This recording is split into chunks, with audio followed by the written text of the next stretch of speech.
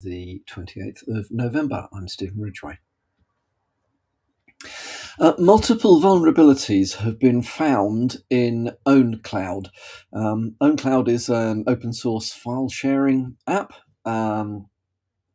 which is, I believe, fairly popular, although I've never used it myself. It has vulnerabilities at the moment, including disclosure of credentials, which has got a CVSS score of 10. Basically allowing unauthenticated users full access to the system. Does this, by the way, by extracting information using PHP, PHP info, I think it is, which dumps the full config, in this case via an API, including administrative usernames and passwords. So that's quite serious.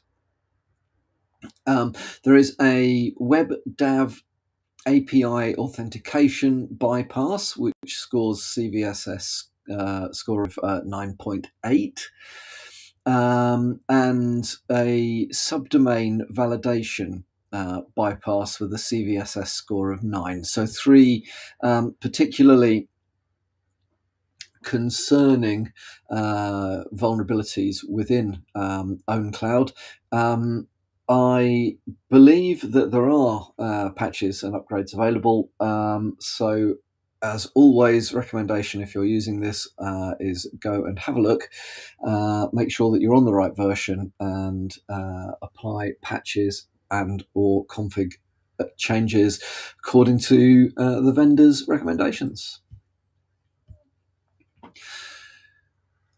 The Lazarus Group, the North Korean threat actor, has been responsible for various forms of MacOS malware over the years, including Rust Bucket, Candy Corn, Obj-C shells, and so on and so forth. It has come to light that there are hybrids of these that are being used at the moment, which is aimed at making it more difficult to detect, because all of those pieces of malware are reasonably sophisticated, tried and tested. They do the job. So SentinelOne's research team has seen that Lazarus Group is using combinations of parts of these bits of malware, avoiding more traditional anti-malware protection suites. Good article in Hacker News about this, which has links out to information on each of the various different sorts of malware there. As always, endpoint protection is important. Hopefully your antivirus, anti-malware, EDR solution is up to date. Definitely, that is a good start for this stuff. Need to think about that from the point of view of servers as well as some desktops, laptops, mobile devices, etc. But yeah, this is worth a read, because as we know, Lazarus Group is quite keen on attacking all sorts of organizations in the West for all sorts of reasons. So yeah. And then again, a fairly short briefing today, not a great deal going on. However, I did think I'd like to bring to your attention that OpenSSL 3.2.0 has been released. So there's a lot of talk over the last few months around encryption and the risks we run if we are not keeping on top of encryption. Various protocols over the years have been deprecated because computing power allows them to be brute forced, or because vulnerabilities in the algorithms have been discovered, so on and so forth. Well, OpenSSL sits behind an awful lot of the internet. It is basically the SSL TLS toolkit of choice for many other applications. So it is good to see that there are some major changes that have come out in 3.2. So the default SSL TLS security levels changed from 1 to 2.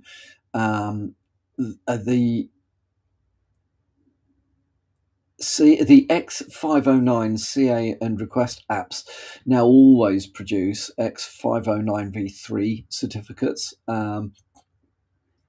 And the subject or issuer names in the X509 objects are now displayed in UTF-8 strings by default.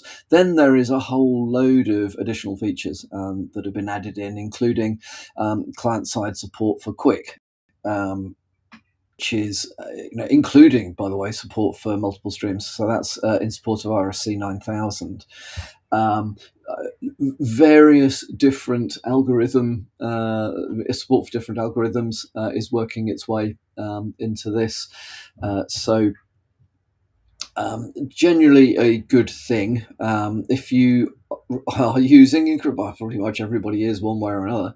But if you rely on encryption, it is definitely worth having a look to see.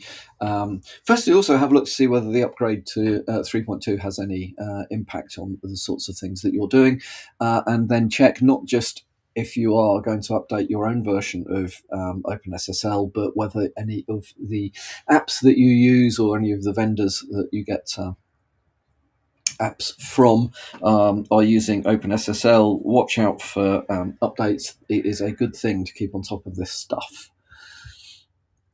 Well, that's all from me for today. Hope you have a good Tuesday, and I will speak to you all again tomorrow morning.